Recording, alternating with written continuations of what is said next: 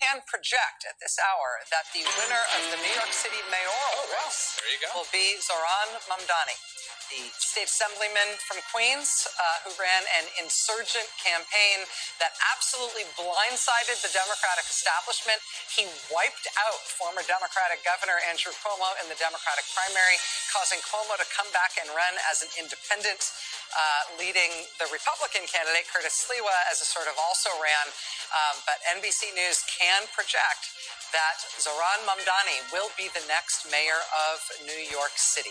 He is not, despite popular impression, will not be the youngest man ever elected governor of New York. There have been some younger than him, but this is a very big deal, and this will have, even though New York is sui generis, New York is its own thing, this will have political shockwaves around the country for the Democratic Party and for the way the Republican Party likes to talk about it.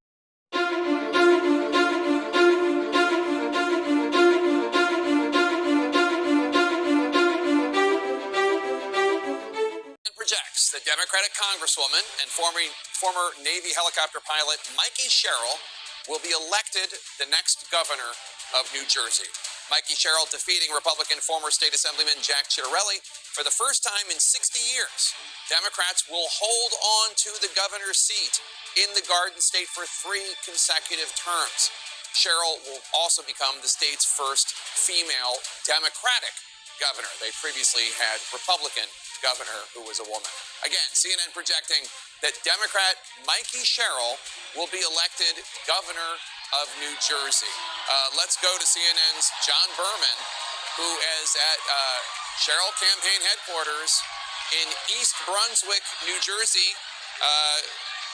John, are they watching CNN there? Do they know that we just awarded them the crown? Jake, it's so loud in here, I can't even hear what you asked me, but I'm sure it was a very smart question. What I will tell you is they just saw the announcement that this race has been projected for Mikey Sherrill, and this crowd went simply nuts. They've been sort of standing on an edge for the last 20 or 30 minutes, waiting for it to all happen. Now it finally has. The Sherrill campaign says this victory is a testament to her messaging, tying affordability to protecting against Donald Trump. They say that combination drove really very high turnout, higher turnout than they've seen in a governor's race here in years, particularly high turnout in urban areas. Newark, New Jersey, the most populous city in the state, they say saw the highest turnout since 2005. And projects that former Democratic Congresswoman and CIA case officer Abigail Spanberger will be elected the governor of Virginia, defeating the Commonwealth's sitting lieutenant governor, Republican Winsome Earl Sears. Abigail Spanberger will become the very first woman governor in the history of the Commonwealth of Virginia. Again, CNN projects that Abigail Spanberger will be elected governor of Virginia. CNN's Jeff Zeleny is at the Spanberger campaign headquarters in Richmond, Virginia, the capital of Virginia. And Jeff, it must be pretty jubilant there as far as I can see from behind you. Jake, it definitely was. This crowd here just learned moments ago that the projections are calling this race for Abigail Spanberger. Now, that is not necessarily a surprise because they were confident going into this. But what they are seeing in the particular counties is really giving them a bit of a lift. Loudoun County, for example, right outside Washington, D.C., that is going very strong for her. And you can hear the crowd behind me now as they see more of these numbers come in. Abigail Spanberger represented the Richmond area when she was elected to Congress back in 2018. She won a red seat. She used really this moderate Democratic message, but also had some tough medicine for Democrats who she believed were leading the party astray. So it is going to be very fascinating here as Abigail Spanberger begins her governorship here. It's a historic one when she takes office in January. How does she lead Virginia? What type of path does she make? But there's no doubt she talked very little about Donald Trump in the final days of this race, but Donald Trump was on the mind of many voters. So I just talked to a school teacher here, Jake, who brought her 2-year-old daughter to this party to watch history being made, and indeed now it has. Get out there and win. Now at 7, it's Election Day in America.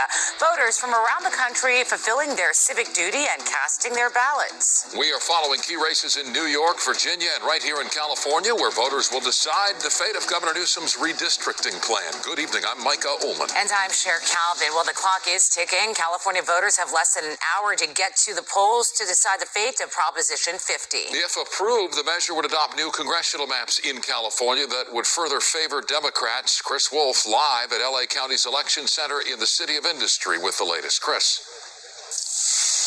Absolutely, Micah and Cher. The buck stops right here, the LA County Registrar's Office in City of Industry, where votes are collected and processed. I can tell you it is demanding, repetitive work, and everyone you see behind me had to take a mandatory stretching and exercise break a short time ago. We've seen truckloads of ballots rolling in with LA County deputy escorts, choppers landing at a nearby helipad, all kinds of activity. Red versus blue and blue versus red. Partisan politics are playing out in a major way as California votes on Proposition 50 this election day.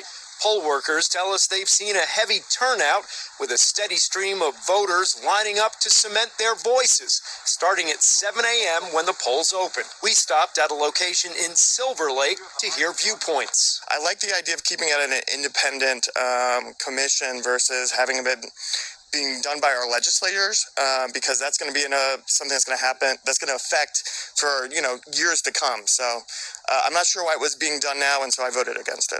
It's not really fair that Trump is doing this stuff, and I think that we need to nip it in the bud as hard as we can, and who knows what'll even happen, and if this will even go through, and what he'll do to come back against it. Prop 50 asks voters whether to adopt new state lawmaker-drawn congressional maps in California, which would remain in effect through 2030 and impact the next 3 congressional elections in 2026, 2028, and 2030. The current map shows significantly more red than the result if Prop 50 passes. Redistricting would position Democrats to pick up 5 extra U.S. House seats, a countermeasure to similar so-called gerrymandering efforts by Republicans in red states.